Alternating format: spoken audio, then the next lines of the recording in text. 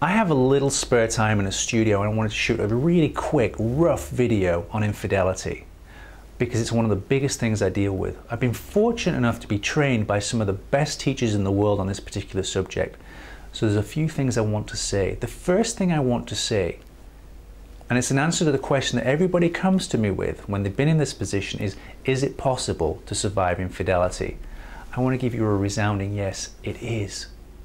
The problem is nobody ever talks about it, so you don't hear about this very often.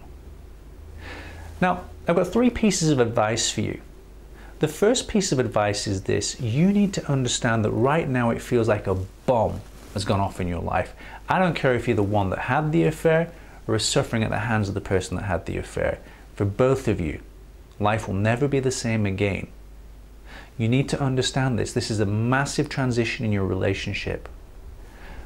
The second point I want to give you, just in terms of helping you through this, is to avoid the long drawn out conversations.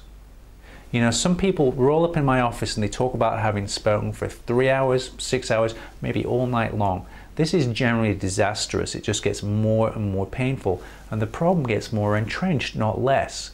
So you need to break it down into bite-sized pieces where you can both stay present to the best of your ability. Now, the third piece of advice I want to give you is this.